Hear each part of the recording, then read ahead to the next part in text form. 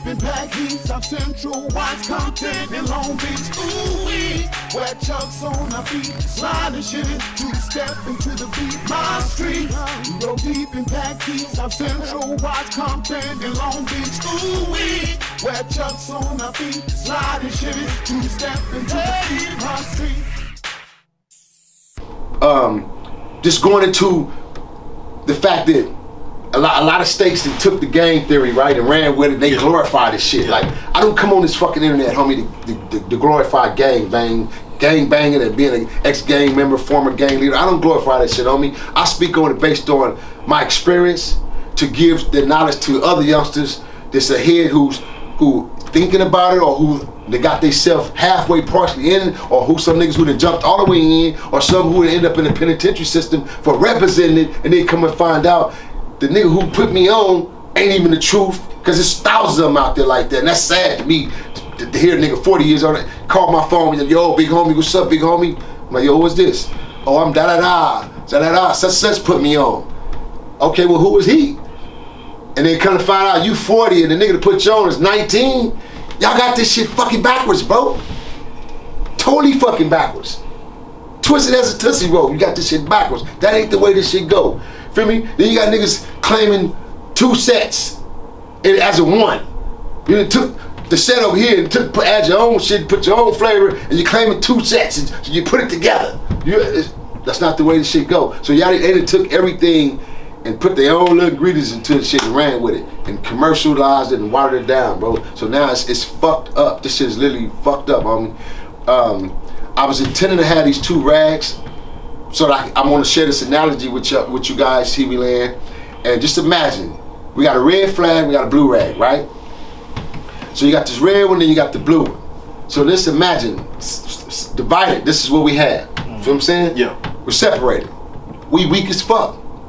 We got all these other nationalities outside looking at us like this. They watching us.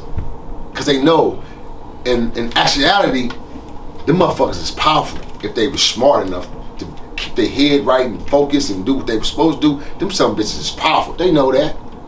But instead they know they dumb as fuck, because the power that they have within as black men and black kings, they don't even fucking utilize it. So they sit back on the outside and watch us. And then mimic us. And now they acting like them, they being like us, because they fucking culture jacked us. Took our whole suit off of us. I swag. Nigga, tell me when the last time, and I don't want to get deep as, like, I'm sounding racist.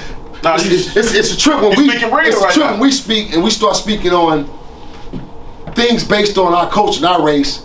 We're being racist, or, oh, why you sound like, no, motherfucker. Listen, straight up, homie. The Mexicans is in pocket, they in place. They put themselves in place. So you can't take nothing from them. Right. Because they put themselves in place. Yeah.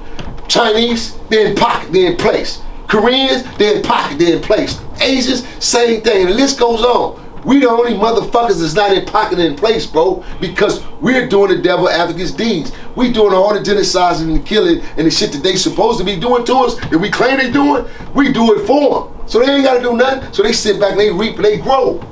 Let me ask you something, Nino. I know the police brutality and the police killing unarmed black men and brown men has been going on, and you know we got movements that when somebody gets killed by a police officer, you know the movements come out, protesting come out, but I feel some type of way about that. Ain't that some shit? That's some bullshit. Exactly. That's some bullshit. That's some punk bullshit, man. And then why does it take that some individual somewhere far fetched away, you ain't never seen in your life, don't even know, but it's at least 50 people you know in your life you watch get murdered by the motherfuckers. Yeah. In your hood or your neighborhood, or you watch in your city. You motherfuckers ain't going to an uproar then. You know what I'm saying? And that's because, bro, we are in a society of programming. They have programmed the black man and woman. They have programmed the black children. They have programmed the black teens specifically to where we're programmed. So whatever that fucking media tell us, we go by it. Whatever the whiteys say, the hell with the truth being told by this reverend or this bishop who's black. That's the truth is this, because that's what they said. We go by it. Yeah. So we jump a part of it. So instead of us building within ourselves, building with our own regions within ourselves as far as our culture and building that strength and that stability amongst ourselves, we allow others to take our strength and utilize it. So when other cultures have a problem, who on front line chatting with the motherfuckers? We are. Feel me? Yeah. It's us. You got this the BLM thing, man. Black Lives Matter. Yeah, I know people. Ooh, capital. Fuck that. I'm a realist. And I speak the truth. And this is my show. And if you ain't tapped in and tuned in, man, go subscribe. Go push that like, share button, man. Rules of engagement, man. Right now. This is my show. Uncut. For the people, by the people, to the people, man. So listen. We have a situation where the BLM was thrown in our lap primarily a year ago or so. And immediately as black people, because we are so much into the part of trying to be in tune with needing something as the people, we try to cling on to whatever's necessary, sort of say. So now here we come, they tell us Black Lives Matters. Well, hey, you ignorant motherfuckers, if you were smart enough and sharp enough, you should already know Black Lives Matter, period. We don't gotta publicize that to know your life matter, his life matter, my life matter, her life matter, our life should matter. Facts. We don't gotta wear a t-shirt to say they shit or stamp it or to publicize it. It should be self-explanatory to us if we were programmed. But because we're not programmed to that, guess what? They programmed us. BLM, BLM, like robot, BLM, BLM. We programmed. Yeah. But nigga, you should already know Black Lives Matter. Right. So, taking us back to, again, this is why this shit about gangs and being in this situation of 2021, and you talking about my set, my hood, and my gang and all this, and you ain't getting no type of money, no funding, no capital, you haven't built nothing, your gang ain't contributed shit. What the fuck are we out in gangs for? What are we even talking about some gang? So it takes us back to that red and that blue rag. I got a red rag and a blue rag. It's separated. And as long as it's separated, you guys out there in TV land, you youngins, all you hitters, you killers, it's gonna be divide and conquer and destruction. But now check this out.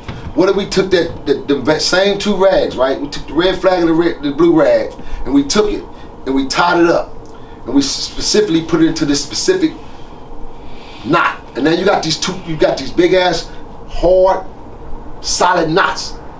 What do you have? Solidation. Yeah. Togetherness. Yeah. Locked in. Feel me? Yeah. So now you got the red and the blue. So if you got that knot, that means togetherness. So now if red go right, blue go left, red goes left with it. If red go right, blue goes left right with it. Because it's together. It's solid. It's not separated. It's unstoppable. Think about that analogy, youngsters. Think about that, man. Think if you tied that knot, ain't gonna be no ops. All that, it ain't. 80% of you niggas out there don't got no ops anyway. You just claiming a gang and you don't got no ops. Whether you're a Crip or blood, you ain't got no damn ops. You ain't, like I done said this shit for years on the internet. You're not gang banging. We gang banging, homie. Feel me? If these dudes, like this nigga, this the shit I got on, he got on, I went in the war. You wouldn't have caught me in this shit in my era of gang banging. Period. Because we was that programmed to know that nigga red was red and blue was blue. That's what we were programmed on. Cause we gang bang. If you pushed up on the block, nigga, and I don't know you, I'm hitting you up. Blood, where you from, homie? What set you from, my nigga? Cause we gang bang. Niggas don't gang bang. They walk right up on the block, you don't even know him, ain't never even seen him, and knock your noodles off because you ain't on point like that, cause you don't gang bang. You just a gang member. You just standing out, posted, with your color on or with your cell phone. I mean, yeah, we on the block. But you don't know that nigga with the post office uniform on is your op. He finna knock all you niggas noodle down. Cause he a real one, he a gang banger. That's the era I come from, homie. That's the type of shit we grew up under. So it's like, it kills me when I get on this internet and cats try to come at me and come after me and don't even know me. That's why I say, this is your niggas that 1,000 miles away in your mama basement somewhere, man, your mama's shelter, you feel me? and talking that talk, man, that shit don't mean shit to me, homie. Because I know I live this shit. Let me ask you something, you know, man. Because I'm really mesmerized right now, man. And I've been watching. I've been following your videos that you post on Instagram and YouTube. I'm just curious. What year was it when you seen the light and you knew you had to change? That's deep. Well, when I first seen the light was my first son, little BJ. Okay. You know what I'm saying? My junior, Curtis Johnson, he was born. And when my son, but before my son was born, I had got caught 13 days prior before his birth, because he would have been my first delivery, because I delivered my kids, I delivered my twins, and I would have delivered him. And I misdelivered him, and that shit fucked me up because I really, really wanted to deliver my firstborn son. Yeah. I wanted to deliver him myself. And so I got caught up. They hit me, they raided me in the projects, hit me up. I had scooped up one of my little relatives. I was going to drop her back off at the house. The police pulled up on me and shit, and I forgot. I had just come out the jungles and shit. I had like a half a bird on me, and I had the motherfucker stuffed in the memory-only jacket. I had it sitting in my back seat. So when the popos pulled up on me, I got busted with a half a bird and a pistol. Yeah. So I get knocked down in 80 September of '88. I get knocked down September 24th. My baby was born October the 1st. Okay. You feel what I'm saying? Yeah. And so that was like my eye opener. But I wasn't nowhere near slowing down, because again, like we talking about the late 80s now. I just got through making it through the 70s. I started in them early 70s, the last of like 76, 77. I was introduced in 75 from the big homie, so I was playing ball all my life. My whole thing was the project was pushing me to go to the NFL, play ball. Nigga, you don't represent the hood. But nigga, I got caught up. I was torn in between both. You feel what I'm saying? Yeah. So I played sports and I gang banged. What position you played? Man, I was utility, homie. Quarterback, flanker, running back, wide receiver. What school? Cornerback. Oh, I played for Locke High School, Jordan. I went to Jordan, I went to Locke. I played for the Pathfinders. You know what I'm saying? Me coming up, all my Pop 1, we played for the Pathfinders, Will Rogers. Okay. That's again, we played in Ops Park, but we was from the Nixon. Yeah. So I had to go to football practice, and I was known gangbanger. So all the niggas who was gangbanging against me played on the football team too. With you? Y'all was teammates? But after practice, nigga went in the bathroom, squabbling, stand up, like, what's happening, brother? That shit was crazy. Yeah. You feel what I'm saying? Like, I had a nigga soda, I had a nigga from Gray Street draw down on me, my homeboy Maxwell, my relative, the hitman, in the bathroom. We going to take a piss, and we just get through practice. And I just see Hit turn around, and Hit took off, bro. Maxwell took out behind him. As I turn around, the nigga got the gun on me already. I'm like, nigga, fuck that. Nigga, what you gonna do then? I got my football helmet on, so I'm in my mind think he can't blow my head off because I got my helmet on. Yeah. So I just start talking shit to the nigga, man. You feel me? And back to nigga, we end up walking out the bathroom, and he got the gun on me. I'm talking shit to him. So as the nigga got the pistol on me, I said something else to him and turned the flank of the nigga and took off. Fire, no. It's my turn now. Nigga pop, bah. Bust on the wheel there, he bust, bah. I say, okay, nigga, I'm on your ass now, boy. But that's the type of shit we grew up in, bro, because it was that real. We had football practice, but a nigga into a game quarrel. Like, you wouldn't think no shit like that. But like, damn, these niggas going to practice, they gonna come home for practice. Nigga, we gotta make it to practice and make it home for practice. Niggas getting banged on in the locker room. That's crazy, bro. I'll tell you, bro. So yeah, man, it was just, my light really got turned on in my later years, as I, you know, after my 40s, man, you know, then my twins was born. That's when the bug really hit me, like, it's a wrap. Okay. My twins was everything, man, because it was like, they gave me the opportunity that I didn't really get with my son, because I was still so attached to the streets. I was so in tune and attached to my neighborhood, representing the neighborhood, representing the streets, you know, being on front line whenever shit happened. You know, if a nigga, something went down, nigga, I'm there. I'm regulating. I'm making sure I'm putting niggas in perspective so we can make sure this shit get handled. Nigga, I'm there. So it was like, I really took myself to the point of saying, in 1992, 93, once we came together, we put the peace treaty together, that was my enlightenment. bringing peace to the neighborhood was my way of giving back.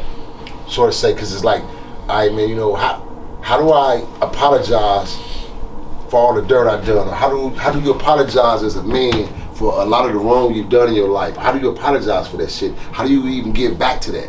How do you give back to a young nigga you know you watch grow up? He's 7 then, now he 19 or 22, but he remember you as that nigga. And he like, nigga, you shot my uncle, nigga, and there's hatred in his heart, but he's still in fear of you because you know this nigga's he murked me. Yeah. This nigga knocked my head off. So it's like, how do you give back to that?